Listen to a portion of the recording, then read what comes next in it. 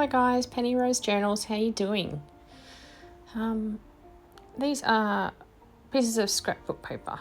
Now, what we're doing today is taking these and first covering the backs with pattern tissue.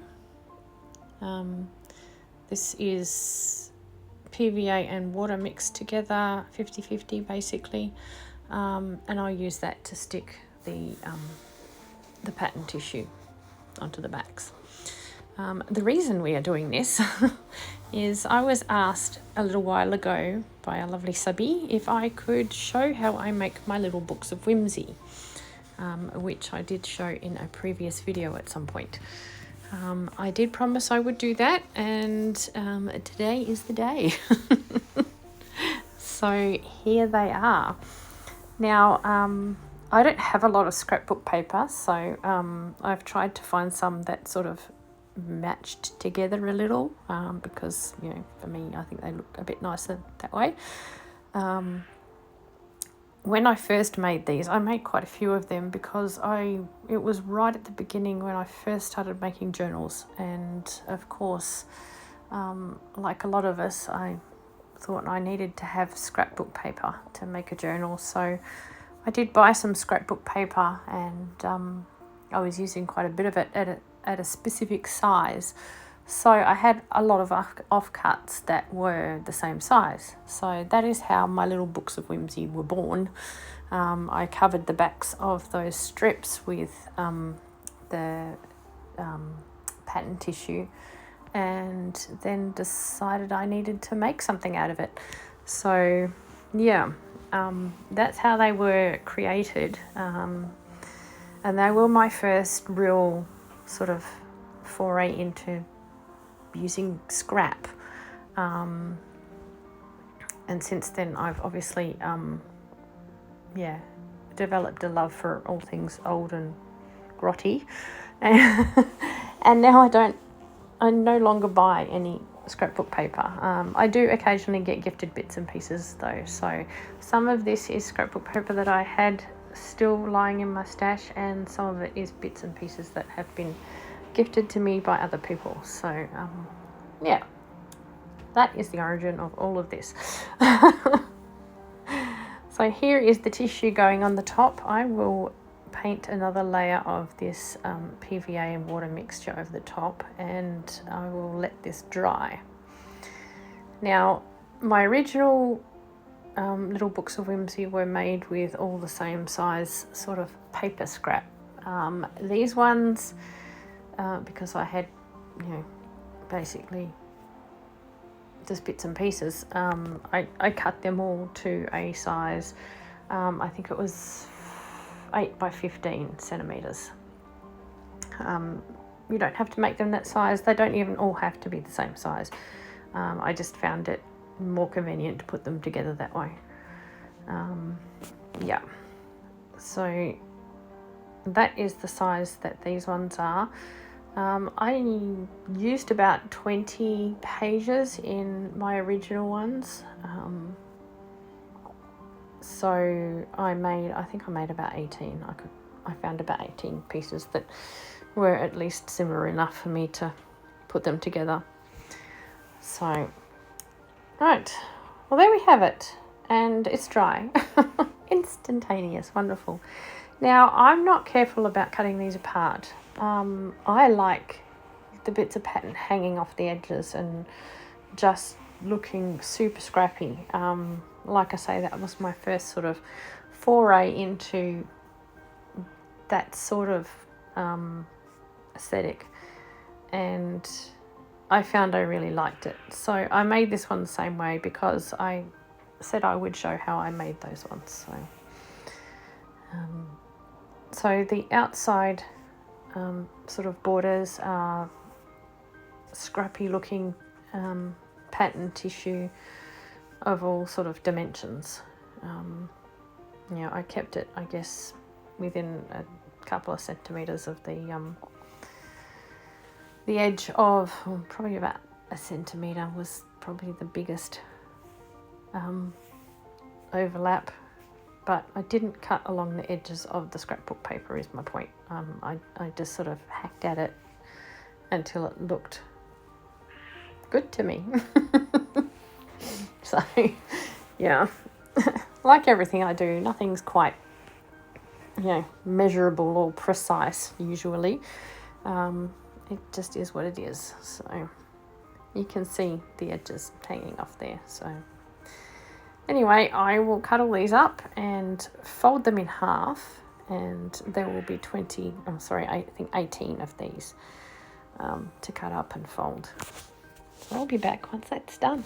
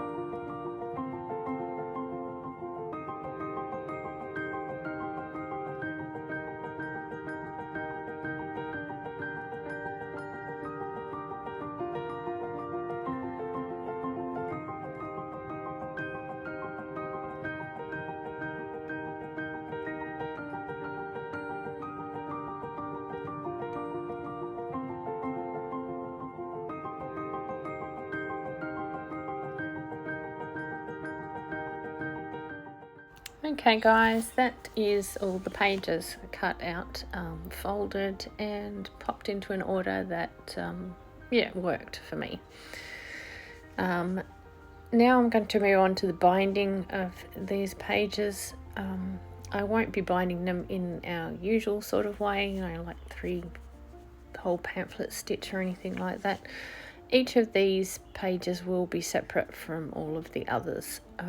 They will be bound together simply with a little piece of fabric. Now this is coffee dyed bed sheet, so it's quite thin. It's just cotton sheet, and it was quite old, so yeah, it's quite threadbare, but it's still quite strong.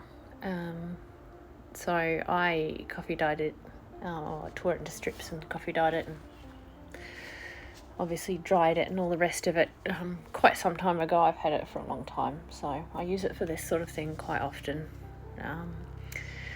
Anyway, I don't worry really how long or how tall these pieces are, as long as they're sort of a little bit shorter than the pages. All I worry about is basically how wide they are, so that I've got enough overlapping onto each page so that it hangs together. This is sort of similar to tab binding, but instead of just using little tabs, I just use one long strip, and I'll put one on each side of each page, except for obviously the front and back. So you will see what I am doing at the moment, in a moment.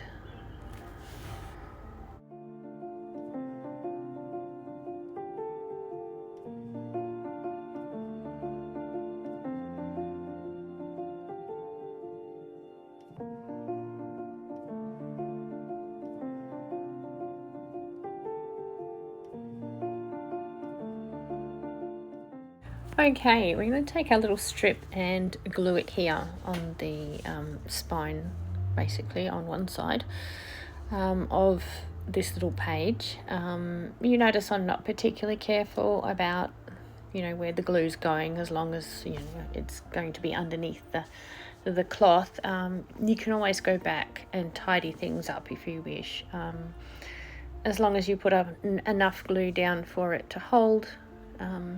You're fine. Now I sort of position the pages, a couple of mil apart, just so that you know, there's a little bit of wiggle room. You're going to be putting things inside this book. You're going to want it to sort of be able to expand at the spine a little. So yeah, I don't butt them up as closely as they can, but you know, in the same vein, I don't have massive gaps between them. So you can see there's just a small gap there between the page and the next page. Then I stick it on the other side and fold it over and yeah, do the next one. So this will go on for the next 18 pages. So I will let you watch some of it sped up, and I'll cut some out if necessary. Just, you know, so you're not completely bored to tears.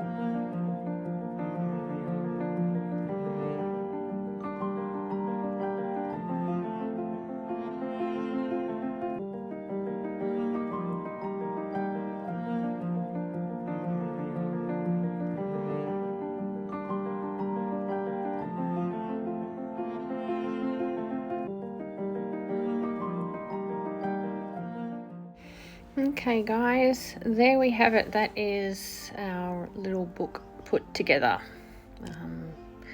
She's pretty easy to leaf through like that, and this is what the spine looks like. Now here is the one I'm currently working in, that I made many years ago, and this is what it looks like. Basically the same thing, but it's been decorated obviously. So I figure, well, we had better do a little bit of decorating just so you can see how I did that. So yeah, we will get along and have some decorating done.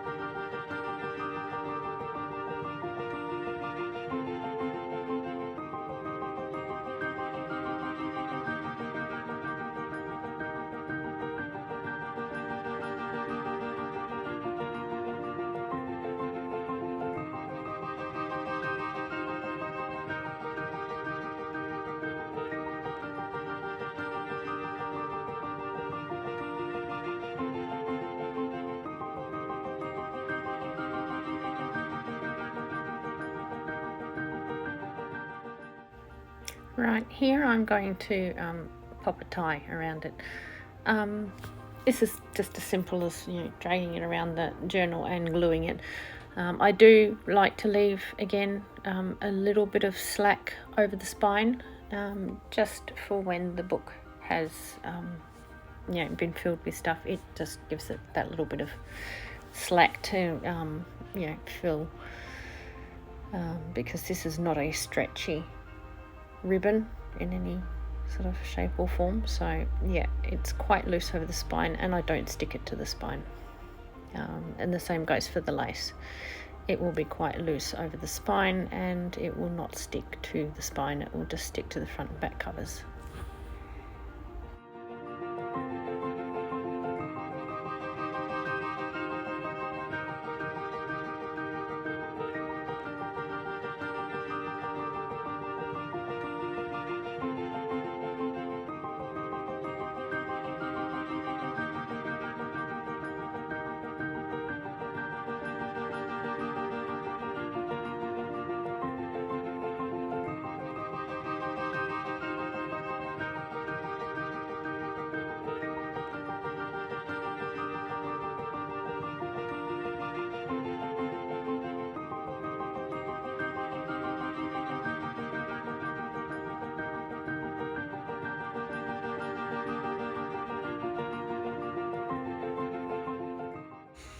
Okay, I just grabbed a little lace and button flower that I made some time ago, and some of those little button flowers that I showed in a previous video, and yeah, I think they dress up the front quite nicely. It's quite cute, and they match sort of with the colours and whatnot I've used, so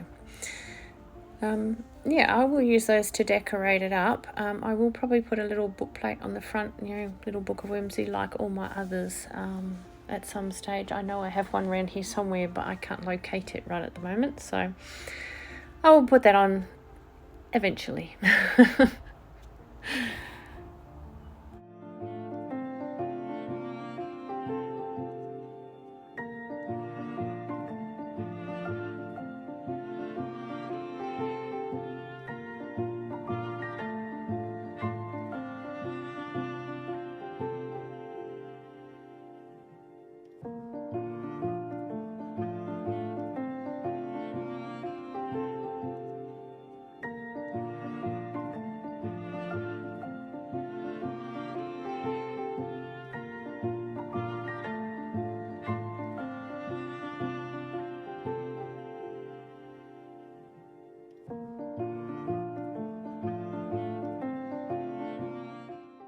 Okay, she's finished for now and looking quite gorgeous. This is the little book of whimsy that's currently on my desk that I'm working in when I get scraps lying about. Yeah, so that's coming along slowly as I jump from page to page. Occasionally I go backwards and find something that my current scraps fit with, so it's always a work in progress. So and I will grab all the others that I made previously and show them to you as well. So here are all the little empty ones that I have. There's, I think, 5 empty ones, 4 or 5. These are the ones I've made previously. There's quite a few because, well, like I say, I had a lot of scrapbook paper at the time. I've also got these 2 quite fat, chunky ones that, yeah, they have been filled. There have been others, but I've given them away over time. So you can see how fat and chunky they get. They're quite gorgeous and textural once they're done. So anyway, guys, I hope you enjoyed that. I enjoyed crafting along with you, and I hope I will see you again next time. Thanks for coming. Bye.